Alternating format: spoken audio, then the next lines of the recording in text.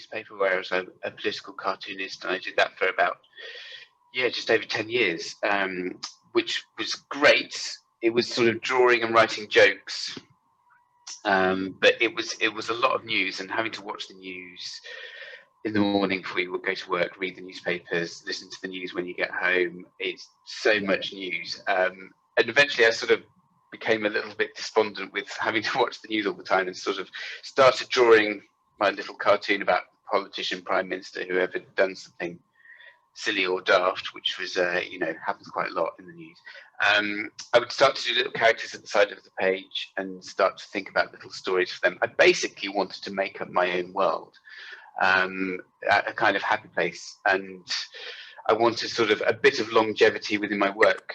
Before, it was kind of I'd go in and sort of think of a load of jokes, draw a couple of cartoons, and then I would be sort of done at the end of the day. Whereas as a kind of writer, you start to think about, I can take my time with this story, I can take my time with this character. So I just wanted kind of more, and it took me a long time to realize that actually, as a cartoonist, what I was doing was drawing pictures and writing jokes, and as a children's author, that's basically the sort of same thing. And I kind of I've been basically in training for this job my whole life, so I started to send out my ideas, and sort of things started to take off quite slowly, but they started to take off. It sounds a great journey, Tom, and very exciting to be able to do what you love for your job. It's fantastic. Yes, it's very good, and I still sort of love the news and still love kind of political cartooning. I'm slightly sleepy. I was up till 3:30 watching the US elections last night, thinking that something exciting might happen. I might have just gone to bed, get up in the morning and see what happened. Still nothing. I'm sure there'll be lots of others here who probably were staying up late as well, but hopefully we'll hear some news soon about that. But what have been the advantages and the disadvantages of being dyslexic for you in your career, but generally? Generally, I don't know. For a long time, I was sort of embarrassed, ashamed about it. I sort of grew up. I was diagnosed when I was sort of like maybe 10 or 11. So we're talking the late 80s, when it was like a new thing. It had just been invented, along with sort of cappuccinos and croissants. We've invented dyslexia. So I got diagnosed, but nobody had any kind of treatment, or there was no sort of understanding within school. So it was kind of brilliant. Once I found out, this is why I kind of struggle with reading and writing, I was like, so is there a medicine? Do I take the tablet now? And they were like, no, you just got to sort of get on with it. So for me, it was a kind of struggle, and something that I kind of didn't like talking about. I was always really embarrassed about sort of the weakness side of it, which was, for me, is reading. I really, really struggled to read. Writing, I make spelling mistakes, miss out words, that the usual kind of stuff. But for me, reading is really, really hard, and that's kind of a very public thing to go through when you're at school, because you have to read in front of the class, or you have to, ask a question or read this chapter, and I would always really struggle. So it's sort of something that I kind of hid away from until I sort of was honest, and when I started writing, it was kind of had to be honest and sort of say, this is the weak bit of it. Does it mean that I can't be a writer? And of course it doesn't. It just means that you're not very good at spelling. Being good at spelling and being a writer are two completely different things. So the kind of the sort of pitfalls are, I still really struggle to read. I've been practicing when I'm reading this later, so I'm probably going to make a few mistakes, but hopefully it'll be all right. The advantages are, I think it means that my brain works in different ways. It's quite creative. I think it's quite quick-witted in some ways, because I wasn't very academic at school. I had to sort of think on my feet, make people laugh. So to kind of, that was a way of sort of keeping up with the class. So as a consequence, I think quite sort of laterally, I'm quite good at sort of solving problems. I'm quite verbose in lots of ways, even though my reading and writing might have not been up to scratch. I sort of overcompensated with vocabulary, I think. I'm sure that'll be very welcome news for the children here, just to know that there is There's lots of things you can do, and it doesn't really matter about the spelling. You know, there's ways around it, and It is. the advantages are big. I'm always kind of keen to stress that into schools when I go, hey everyone, it doesn't matter about spelling. You see the teachers going, what? But seriously, it's when I write a book, it's about plot, it's about character, it's about you know, finding a good story. The last thing that gets checked is the spelling, and I don't do that. Somebody else does that, and we all know how to spell. We all know what the words are because they're all in the dictionary. So I let someone else worry about that. But you know, it's always the kind of least important part or aspect of writing a book is checking the spelling and the grammar. It's everything else is more important. So you do the fun part, which is I do the fun part, yeah. and then I send it off to people who know the difference between practice and practice and those kind of things, and effect and effect. Yeah, which are always challenging. But the fun part is also difficult. So how did you come up with the story? Well, it depends what kind of book, where they come from. They all come from sort of slightly different places. They're all it's about sort of having an idea, and it's normally something that someone says, something that someone does.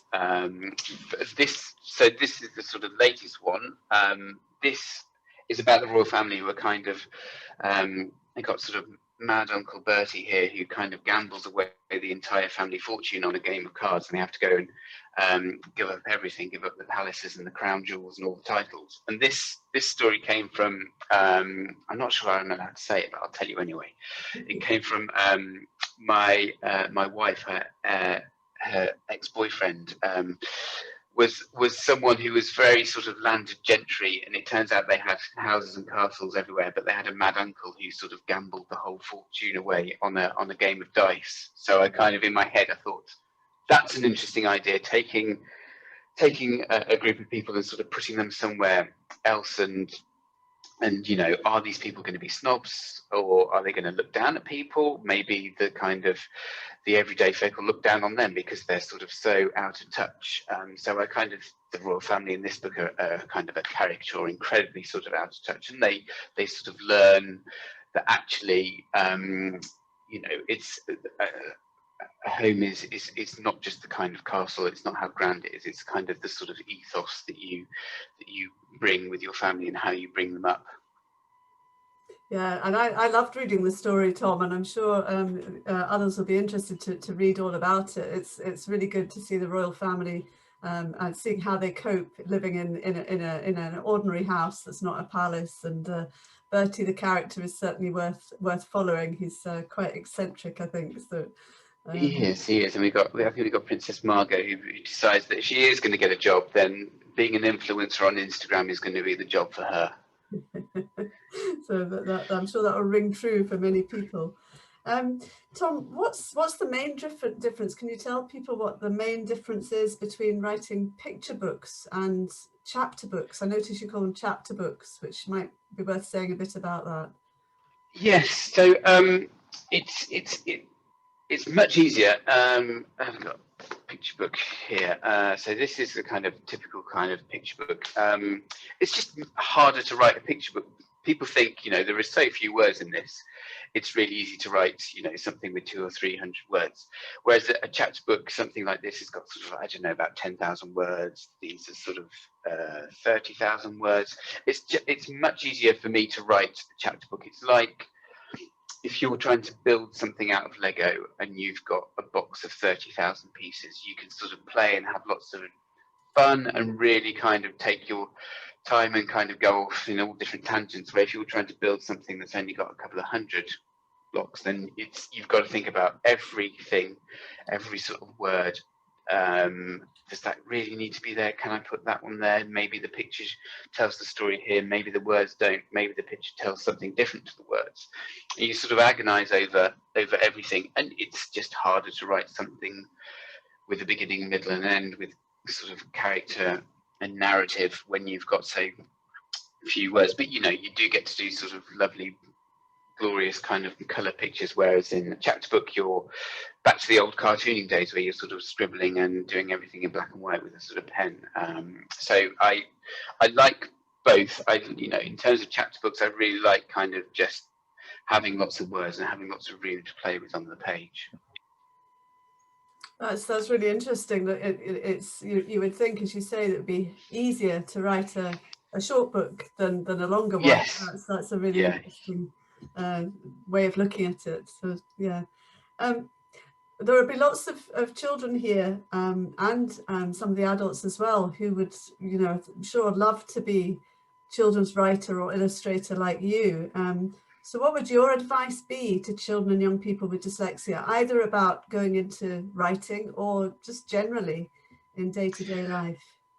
Generally in day-to-day, I think I found school incredibly tricky, and I think things are a lot better for kids now with sort of organisations like yourself who are sort of working with schools and working with kids. For me, it was a really sort of tough experience, and school is about sort of having to go through a system and learn how to work within that system and pass exams in order to kind of go through that system. And that isn't a system that's necessarily built for everyone. And for me, I was really excited to leave school because it meant I could go and properly sort of throw myself into drawing, throw myself into art, and kind of make up for all those kind of times at school where I felt like I was really struggling, not working to my full potential and kind of doing my own thing. And I think for kids it can be tough, and I think there's a sort of just be patient. At some point you'll be of an age where you can kind of do stuff and explore your own kind of talents and things like that. That would be, in terms of school, that would be my advice. In terms of writing, some authors, A.A. Gill was a fantastic kind of columnist. He was a terribly dyslexic. I don't think he would even write his own copy down. He would just sort of speak it and get it all written down for him. It's being able to read and write has nothing to do with being a storyteller. I think a writer is it's one of those words that actually doesn't do it justice. If you're a storyteller or an author, you don't need to be good at writing to be a writer.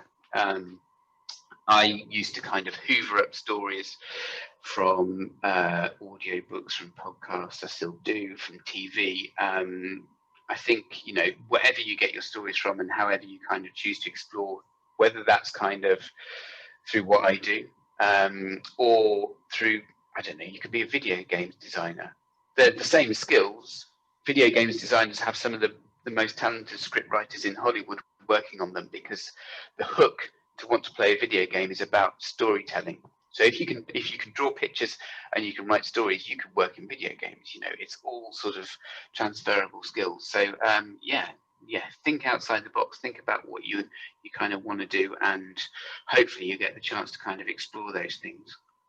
I think that's really good advice, Tom, and I'm sure many of the children listening will think, well, that's actually fantastic, because it is about building on all the creative strengths that many dyslexic children and adults have. And knowing that you can actually think a bit differently about jobs which are need imagination and need creativity, and this it was interesting. I was doing an event with Sally Gardner a while back. She's sort of quite profoundly dyslexic, and sort of dyslexic in different ways to me as well. You always think everyone's dyslexic brain is the same, but it's not. It's sort of, she's better at certain things and I'm worse at other things. But she was saying that MI6, apparently the people who are in charge of all the secret agents and spies, actually look for people with dyslexia to become spies, because they're really good at kind of solving problems and thinking kind of differently to other people. So yeah, maybe if the authoring thing doesn't work out for me, maybe the next James Bond, I could be that. So Stop laughing. You'll have gone from being a journalist to an illustrator to an author and then to a spy. That sounds very exciting. Yeah, that's quite a good life, isn't it? Yeah, it's not going to happen, is it? I'd be a terrible spy. Terrible. Yeah, I think spies need to be quite. It's a special skill in itself, isn't it? They need to be boring, I think. They just need to be boring and blend in. And I'd be sort of like, I would just be like, hello, everyone, I'm a spy. Oh, no, you shouldn't say that, should you? It's like rule one of being a spy. Yeah. Yeah, so I'm sure there's lots of people kind of thinking, actually, you know, this is really good careers advice here. That's great. Tom, is there anything else you want to say about, before we ask you to do a reading? Is there anything else you'd like to say about your dyslexia and what it's like to be an author? I can't think of anything. But I would sort of. The book that I'm going to read first is The Story Machine. So this is a chapter book. And no, it's not. It's the other one. It's the picture book. So I will sort of set this up as a kind of, it's an interesting way where you kind of talk about where ideas come from and things like that. So it's a slightly sort of interesting tale in that I was basically sort of falling asleep and I had this kind of idea that's kind of struck me in the middle of the night. And this is sort of typical of how ideas come. They don't always come in dreams, but a sort of image sticks in your head, or you'll see something and you'll kind of go, oh, that's interesting, and you'll make a note of it. So I was kind of dropping off to sleep, and I had the image of, do you remember the sort of the character from Charlie Brown, the one who used to play the little piano? I can never remember his name. So I had an image of him, and he would sit playing away, but he wasn't playing piano, he was playing a typewriter. And I always really loved that image, and so I drew it. And I sort of thought, oh, that's interesting, a boy playing a typewriter. What would you be playing on the typewriter? Would you be writing things? And I thought, well, maybe he's a bit like me. Maybe he loves stories but wasn't very good at words. Maybe instead of using the letters to tell stories, he used the letters to tell pictures. And so the sort of image of a boy playing a typewriter, making pictures out of all these letters, was sort of something that I really liked, just kind of a pleasing image in my head, but it also reminded me of what it was like to sort of be dyslexic and really have all these stories inside me, but kind of struggle, and finding illustration was a way of kind of telling stories. So that is a kind of brief setup of how the story machine came to be. So would you like me to read it? I'm going to read it on the screen, so I need to I think I need to be made host, if that's okay. Yeah, we'd love you to read it. Okay. So Katie, there you go. I'm now host. So let me see. You'll have to bear with me a second while I start broadcast. It always takes a second to sort of click through, and then I should hopefully be able to share the screen. And if I can find it on my presentation, read through the story. 1 second. I've got the spinning wheel of doom. Is it going to work? Is it going to work? I've got a good feeling. Come on. Everyone here will make it happen. Everyone. Yes, everyone wish. Good vibes, please, for Tom to make it work. It's taken a long time. Oh. I don't know why that would be. Oh, there we go. I think we're on. Are we on? There we go. Can you see my presentation? You can, yes, yes. There you go. So you can see the story. There we go. I'm going to read. So I can read the story machine, and I should be able to turn the pages. So yes, this is the story machine by me. Oh, there you go. Hang on, find the right page. There we are. Meet Elliot. Elliot was a boy who loved to find things. And one day he found a machine. It didn't have an on-off button. It didn't even bleep or buzz. Elliot was puzzled. What did it do? You can see he's got his little detective's hat on and his magnifying glass. He's giving it a poke with a big poking stick. Then, quite by accident, he made it work. You see, he sat down and types oops with his bum. He's got a very clever bum, hasn't he, Elliot? Mm-hmm. The machine made letters, and the letters made words. Perhaps it was a story machine. Elliot, however, wasn't very good at letters. He did his best, but he kept getting them all jumbled up. And so, yeah, this is what I was like as a kid, always trying to write stories, always getting a bit cross and screwing up pieces of paper. He's tried to write Once Upon a Time and spelt it wrong. He's tried to write bananas and written bananas instead. And he's even tried to write jelly beans and written jelly bums. I think we've all been there, haven't we? He did his best, but he kept getting them all jumbled up. Then Elliot noticed something amongst the letters. a picture. Hopefully you can see that little smiley face that he's made. So Elliot began to make pictures. Once he started, he just couldn't stop. So this is what, that idea that woke me up in the middle of the night about a boy playing a typewriter, playing it like a piano and making pictures. This is how the drawing turned out, and I had to get a typewriter and make all these little letters and all these little pictures. It took a long time, but I was always really pleased that it's one of those few times that the drawing turns out how you imagine it. He made big pictures, small pictures, busy pictures and quiet pictures.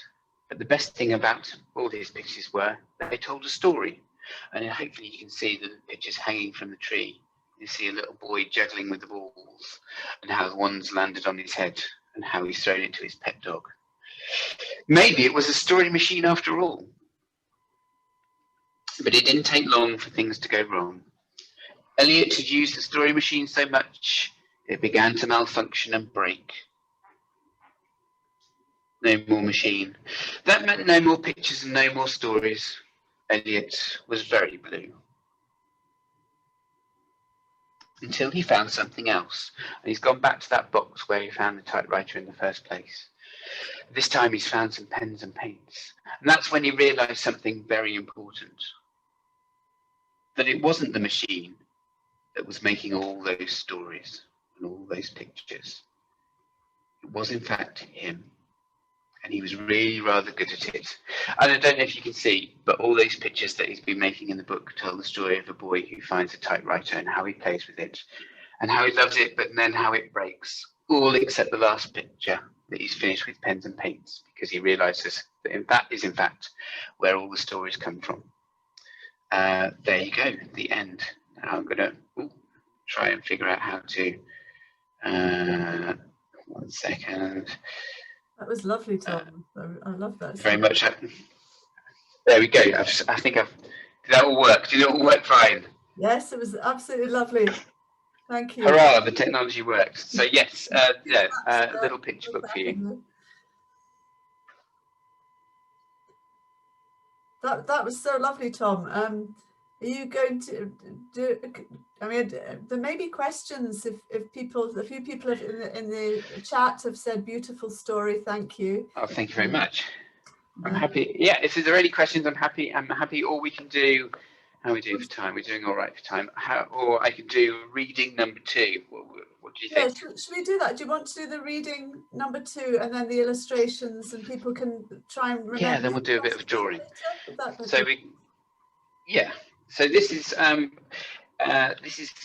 new book for Barrington Stoke. I don't know if people are aware of Barrington Stoke, but they're a sort of dyslexic friendly publisher. I'm sure you all are, and their pages are sort of printed on this kind of yellowy thing. It looks like it's been left out in the sun too much, but you compare it to sort of that, and it's to help it sort of people with dyslexia read, and they use a special font and special spacing and things like that. So hopefully I shouldn't make too many mistakes when I read this.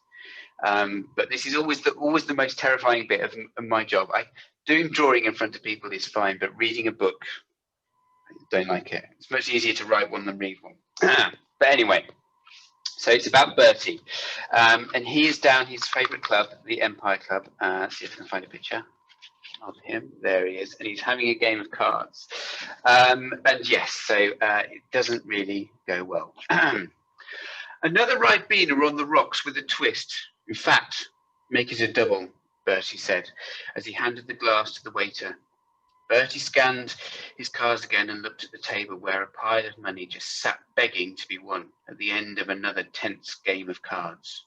"Oh, do hurry up, Bertie," one of the other players said. "Some of us do have dinner plans, you know." "Don't listen to him, Bertie. You keep playing," Ginger snapped. He was the third player at the table. "I'm Bertie's oldest school pal. I've got my eye on a Bentley, and your winnings could come in handy." Bertie's nickname was Unlucky. Unlucky Bertie, everyone called him at the Empire Club, because of his amazing losing streak. Not once in all his 57 years on the planet had Bertie ever won anything. Not a game of rugby, not a game of I Spy, Kaplunk, polo, or badminton, not a bean. And every time he lost, it was always the same cry of, Oh, unlucky Bertie. So that's how his nickname began. You might think that someone who'd lost as often in life as Bertie wouldn't have any friends, or any money for that matter. But there was one thing that Bertie had going for him. He was a blue-blooded royal, Prince Bertrand Montgomery, Duke of Scotland, to give him his full name. And his older sister, well, she was the Queen of England. Yes, that's right. Even in the great game of life, Bertie had come second. While his sister got to wear a crown and have people bow to her, Bertie had to make do with spending all his time losing at cards and trying to stay out of trouble. So far, it wasn't going well.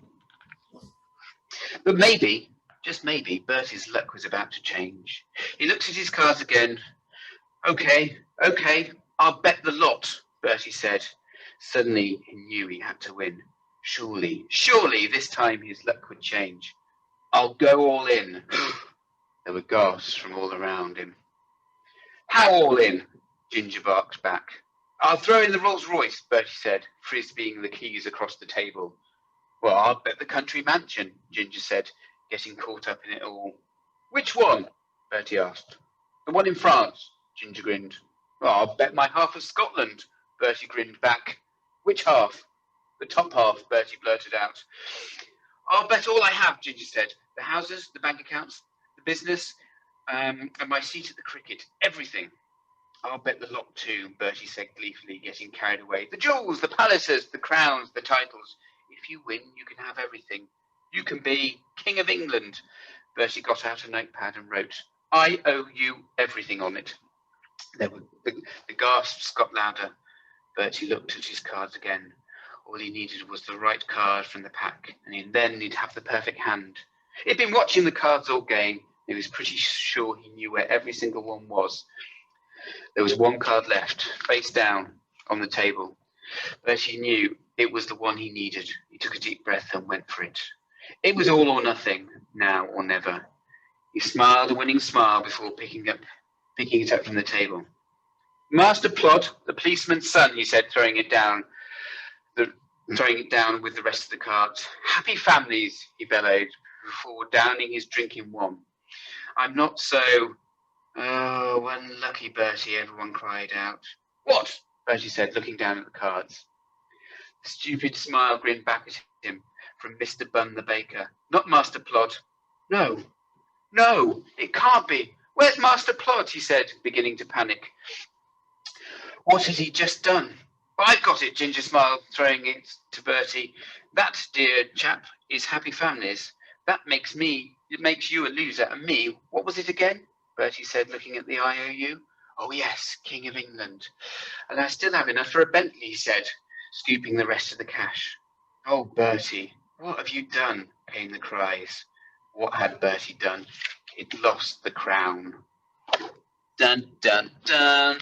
So yes, I'll have to stop there. There we go. Was that all right? I only made a couple of mistakes. It wasn't so bad, was it? You did very well indeed, Tom. That was lovely. And poor Bertie, he's going to get into trouble when he goes home. He's going to get into trouble from the Queen, who I don't want to give anything away, but she hits him quite a lot with her handbag. She's very, very annoyed. Well, that was lovely, Tom. And someone there is asking, where can we buy that book? I'm not sure if that's the storybook or the King of Queen Street. But funny enough, they're all available in all good bookshops and from the internet. If anybody has the internet, I think you can get them all from there. I think if you put in my name and the Queen of King Street or the Story Machine or any book, it'll pop up. But yes, try and if local bookshops are open or open at some point, then yeah, try and use those, because those people might be struggling a bit over December. Yeah, I think that's right. Every bookshop needs as much support as possible at the moment. Very true. Yeah. There's some lovely comments for you, Tom. Oh, excellent. This is about your first story. Someone said amazing. Another one, what a lovely story, what a fab story, that was great, lovely story, inspirational. And then we've got a special comment from Cameron. It's Cameron, I'm dyslexic, I love art and I'm a good artist and I loved that story and I liked the art in your book. Oh, thank you very much. Dyslexic high five, Cameron. There we go. And someone else, I think, about the King of Queen Street has said, brilliant story, beautifully read. I agree with Thank you that. very much. Absolutely. Thank you, Tom, for the wonderful story from Angus, aged 9. Oh, thanks, Angus. Want to hear more. That was Elsie and Archie, and then Mark Roy, lovely story. So lots of lovely comments there. Oh, hurrah! This is all very good. It's a fantastic way to spend a Wednesday evening, isn't it? Yes, I know, getting good comments and good vibes. So I think it would be you're going to if you're able. Should we do some drawing? Drawing would be lovely. Okay. Looking forward to that part. That was Okay. Another comments come up, said, I love it so much. Excellent, excellent. That's very good. Thank you very much. So this is who we're going to be drawing. This is Bertie. He's a sort of, he's lovable, but a bit daft. So we're going to be drawing him. So am I still the host? Do I share content again? I'm going to do the thing, and hopefully we won't get this sort of. Let's have a look. Screen. There we go. Start broadcast. Am I on? You are sharing the screen. There we go. There we go. So hopefully you should all be able to see a blank piece of paper. Is that right? Yes. Good. So yeah, I made a little bit of a start. So I'm going to be drawing Bertie, and whenever I sort of draw, I always use really simple shapes. So I've got a little pencil there. Can you see all those brushes and things like that? I presume you can, and all these layers. That's all right. That's good. It's always quite nice to see how I work. So I used to back when I was at art college, I used to have like a huge, enormous piece of paper, and I would use pens and paints and things like that, and then that's how I would create my work. Then sort of technology got better, so the pieces of paper would get smaller, and the computers would get bigger, so they would draw everything out and then scan it in and mess around with it on Photoshop. Now I do all my drawing from an iPad, which is great, because it means whenever I go to sort of school events or anything like that, when those kind of things used to happen, it means that I could take my studio with me and I could do some drawing and everyone can sort of see it on the projector. So yeah, I sort of really like technology. So this is an app called Procreate. Any kids out there who are interested in art, interested in illustration, you don't need an iPad. This is one for the mums and dads. You don't need an iPad to be good at illustration. All you need is a sketchbook, some pens and pencils, and an eraser, and just have a bit of time and do some drawing. You don't need an expensive piece of equipment, but this is how I work now. So I always work the same way that I would work if I was working on a piece of paper, which is a pencil drawing, and you can see sort of really simple shapes, and that's how I start off with all my kind of drawings. This kind of circly, egg-shapy thing is going to be his little head. This little triangle thing, believe it or not, is going to be his body. So I'm just going to round that up a bit, so it's a bit round on the shoulders. Let's have Bertie looking a bit sort of daft and a bit sort of lost in the world. Poor old Bertie, he's gambled away everything. So have a little arm out there, a few little triangles. That could be his suit, and that could be his tie. Whenever I sort of draw a character, it's always really important to get the emotions in your character. So if your character's happy or sad, you've got to draw a kind of happy or sad face. So it's also not just about the kind of face, it's about the body as well. So we've got to think about the whole kind of body. If you're looking a bit kind of sad, then maybe you're sort of like got your sort of finger to your lip going, oh, what? Like that.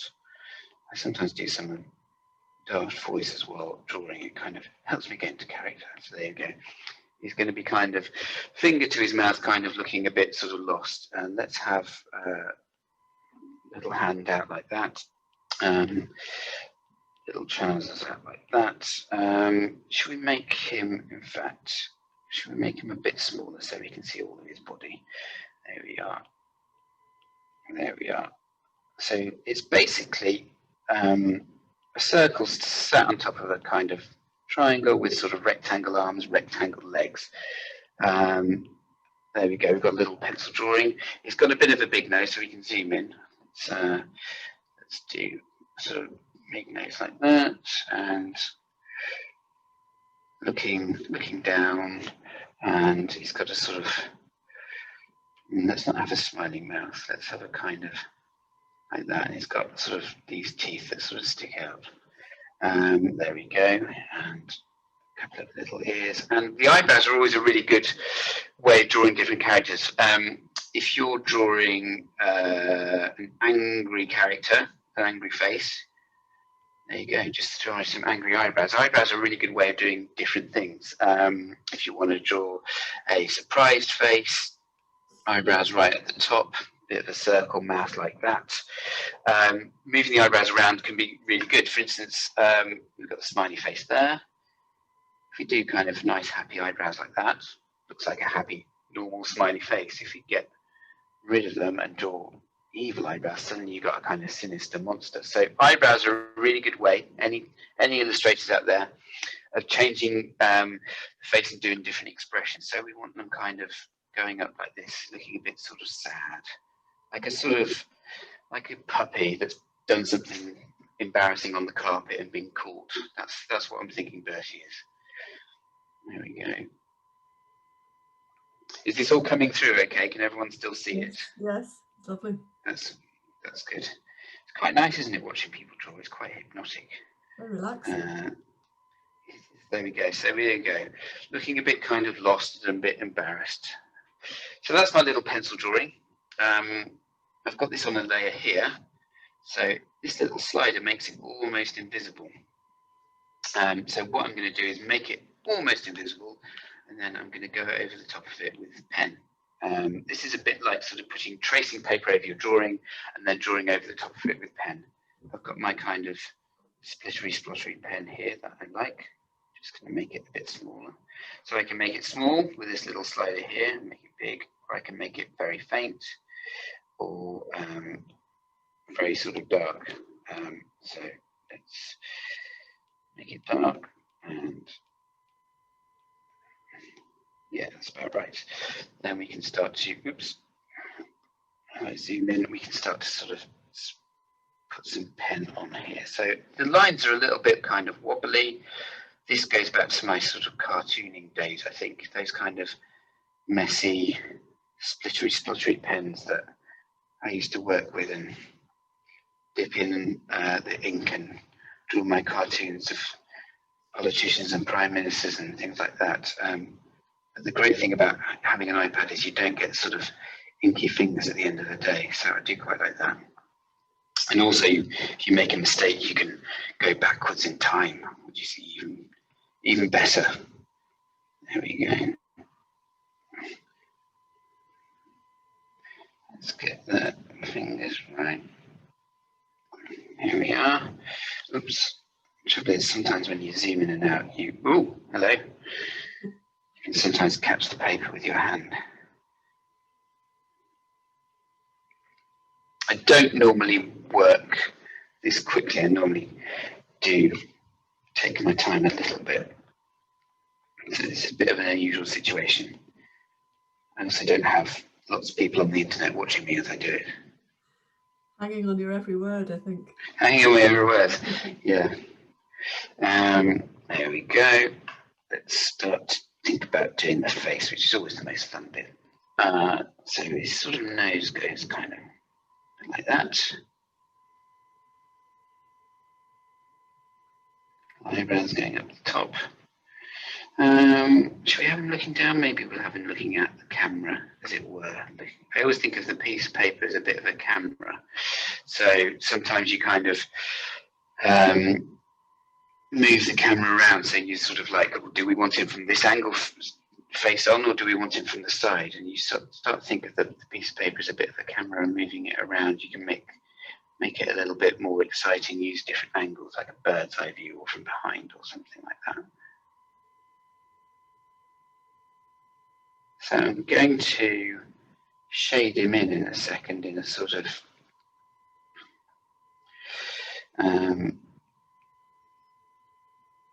put put some sort of tone on and put some shading on. So I'm going to use a kind of watercolor brush, which is nice and does a really sort of nice watercolor effect, even though it all exists on a computer screen. Not looking too bad.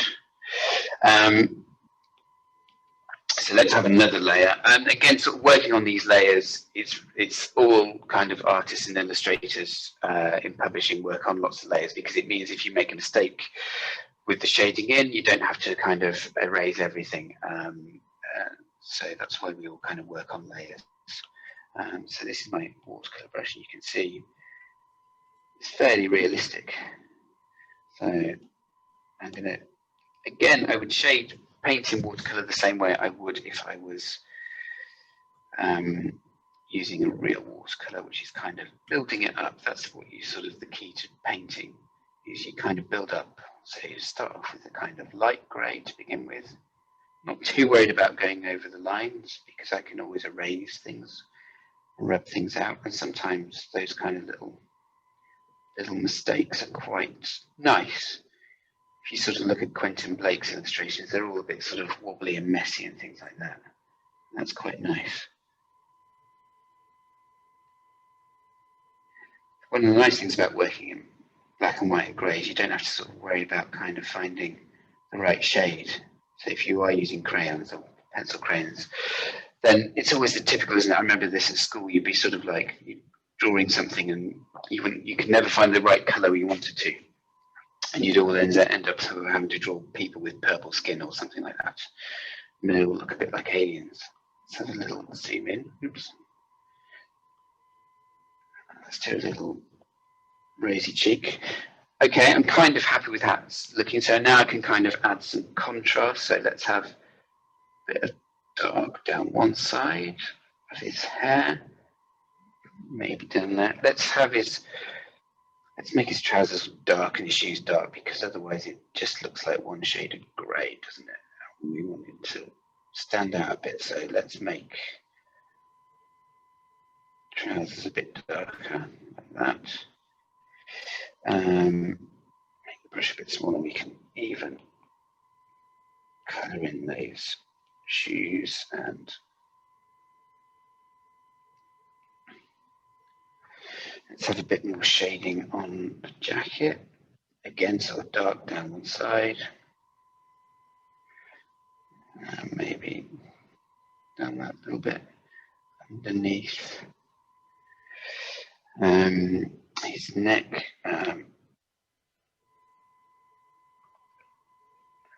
It's not looking too bad. I might get a little pencil here, so we've got a kind of dark pencil, so if there's any bits I want to, I'm going to put this on a layer in case I want to rub any bits out. Let's have a bit of detail on his hair. Let's have, maybe should we have some stripes on his jacket? It's the sort of thing he would wear, isn't it? A big stripy jacket.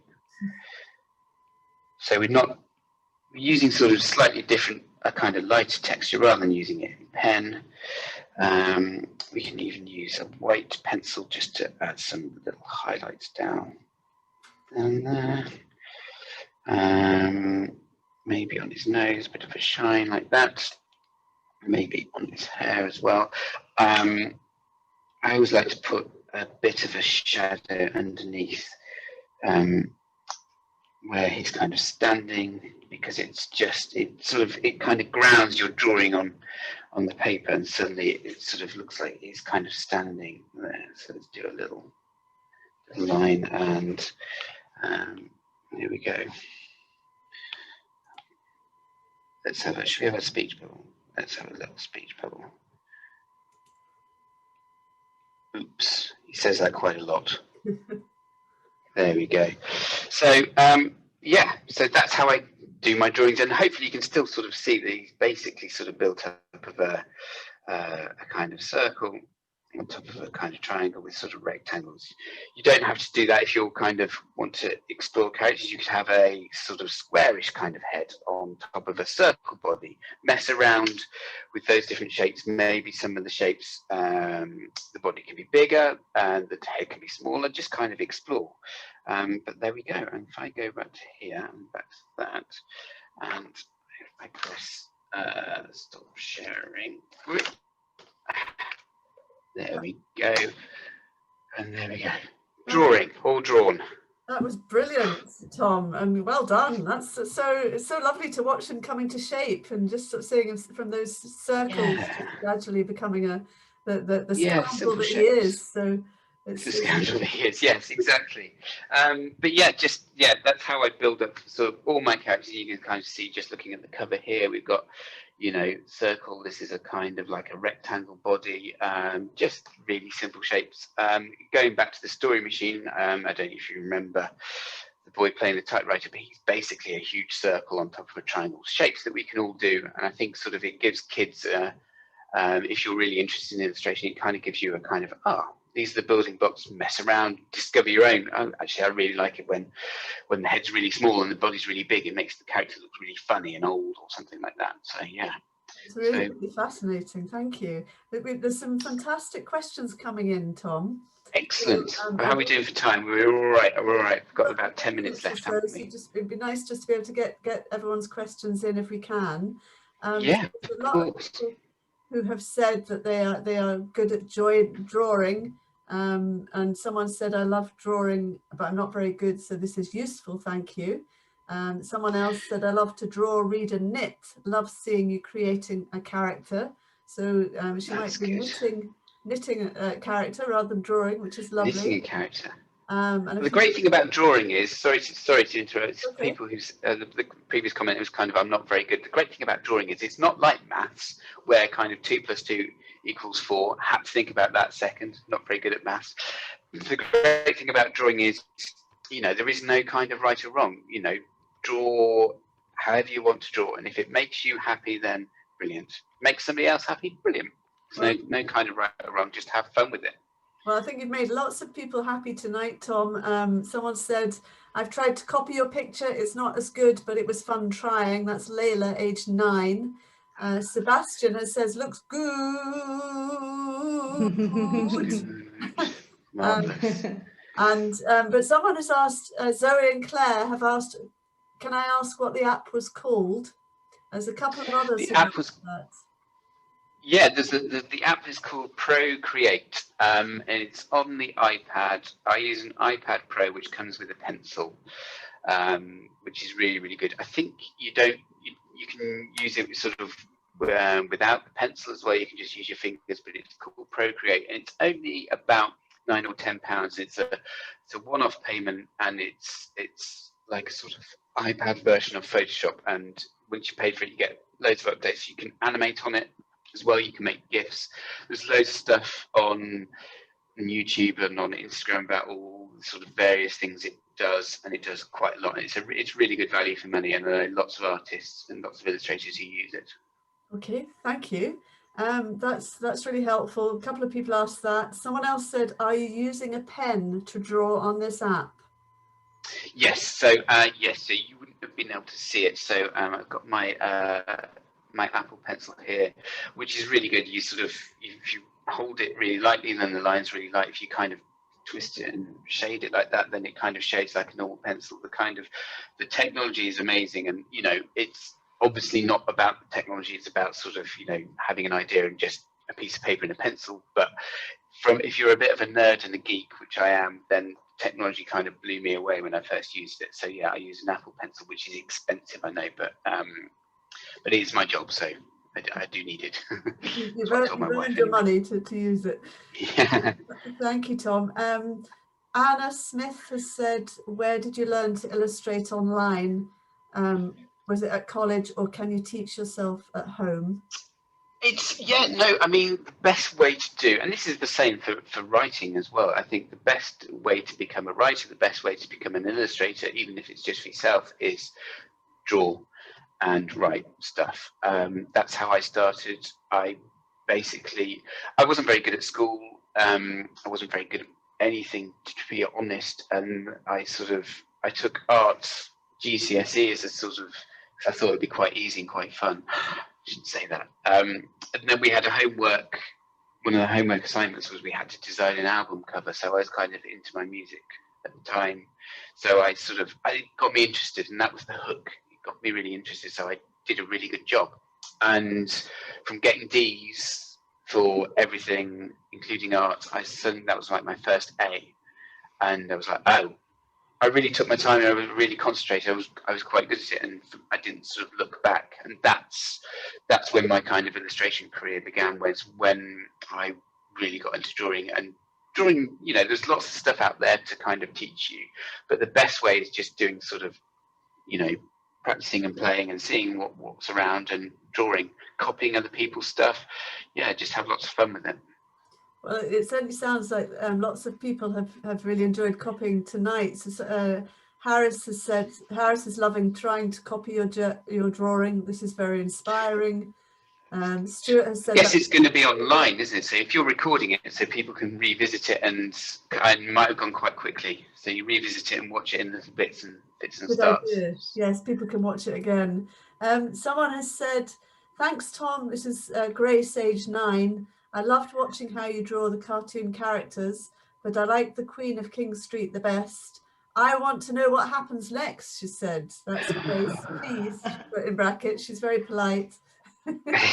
Well, all I'll say is that yes, because Bertie's given away all their money, they have to move out of the Buckingham Palace and go and find a nice little 2 up, 2 down somewhere. But that I can't tell you any more than that. I simply can't. No, quite right. And Angela has said, how long does it take you to make books? Depends what sort of books I'm working on. So normally, I'm just actually working on another book with Barrington Stokes. So I've just written that. So while that's being looked at by an editor, I'm working on a picture book like The Story Machine or like this one, and I'm doing the roughs for that. So I normally work on about sort of 2 or 3 projects at once, but probably about half a year in total. But that's not working on it full time. It's doing some words, sending them off, coming back, doing some more words, coming back, and then sort of doing all the illustrations for it. That sounds pretty quick, Tom. I'm very impressed. Maybe I should take longer. Maybe it'd be better if they took longer, took my time with them. There's still a few other questions. So Sebastian said, how did you learn to write so good? It's, again, I suppose the sort of best tip I can give for any kind of writer is that I write books that I would want to read as a kid. So I didn't read a lot as a kid because reading is really hard for me. So I only read a few books. So for me, it's kind of like trying to write a book that I would want to read as a kid, and that's the kind of the standard that I think. So if you're at any sort of young budding writers out there, write a book that you want to read or one of your mates would want to read. I think that's the best bit of advice. That's very good advice. Rufus has said, do you like reading now you're grown up, or do you still struggle? Really struggle. It's never going away. I will tell you a quick true story. So my first book, The Accidental Prime Minister, a little bit of it on the back. That was my first chapter book, and it did really well. And they were kind of like, we're going to turn it into an audiobook. Do you want to come and read this audiobook? And I was sort of a bit like, I kind of do want to read an audiobook because, it'll be really good. But I was a bit nervous about being dyslexic. But I thought, do you know what? It's going to be fine. I'll wing it. It wasn't fine. Nothing good comes of winging it. So I went to the recording studio. Thought it'll be. I wrote the book. I know what it'll be. It'll be grand. I took my son with me, and I started to read. I must have been there maybe sort of 2 or 3 hours, and started making mistakes. Started making a few more mistakes. Eventually, there was a tap on the window from the boss of the recording studio, and he sort of called me and he went, "You know what? You're really good at writing and illustrating books. Reading, you're not so good." I'm afraid we're going to get someone else. I got fired from my own book. Oh, dear. But I sort of learned something that day, that actually being dyslexic is never going to go away. And I thought I could kind of like get over it, a bit like if you're scared of heights and then you kind of climb a mountain, you're kind of, I've conquered my fear. I'm dyslexic. I've written a book. I'm kind of over it now. But reading is still always going to be a struggle. But that's would I swap that if I couldn't, if I could read but not come up with ideas and draw pictures? Would I swap? I don't think I would. So yeah, it's still a struggle. It's always going to be a struggle. But I'm just kind of honest, and I tell people I'm dyslexic, and then people are kind and they don't boo and hiss and throw things at me. Not normally, anyway.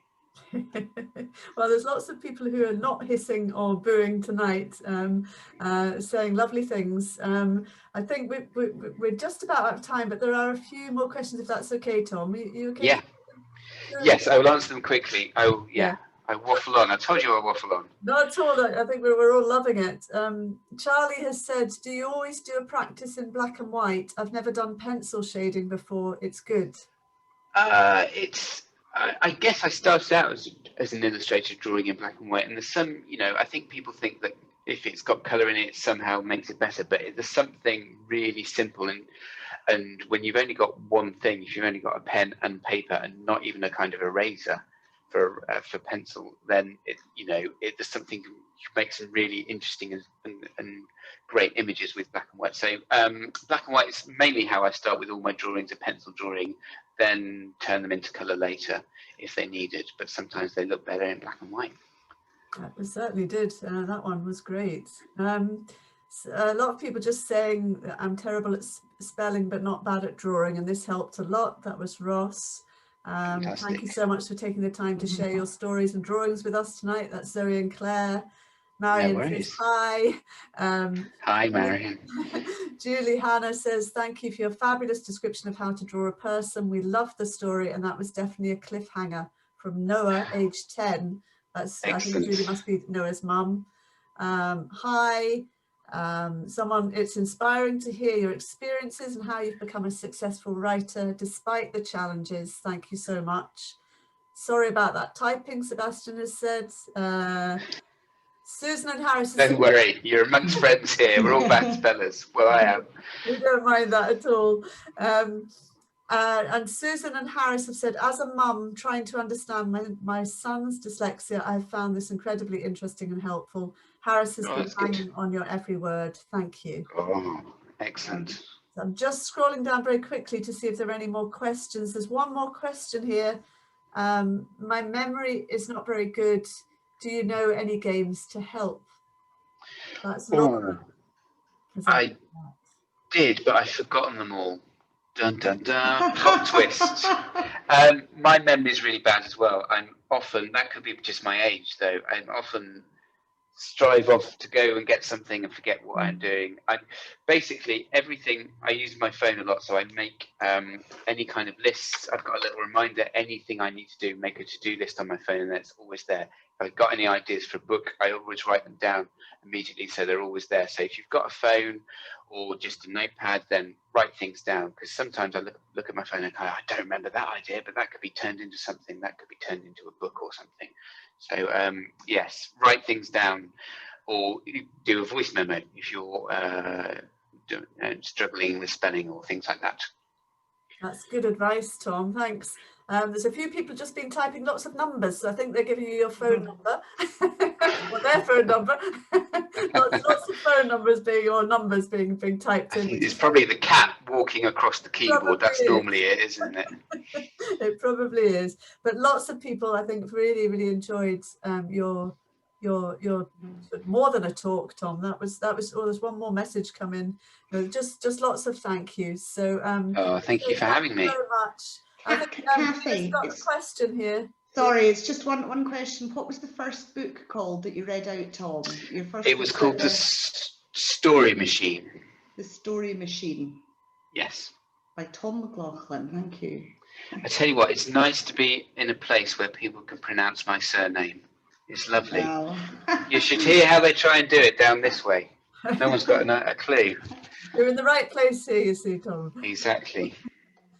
So I think that's the end of the questions. So we're going to ask everyone to unmute, because I'm sure people want to give you a big clap to say thank you so much, Tom. That was just fantastic. So if people could unmute, I can see everyone now. And give, and you can see Tom, and we'll just give you a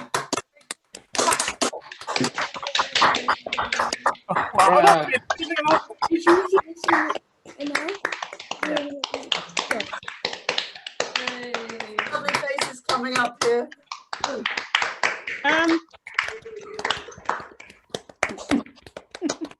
That's lovely.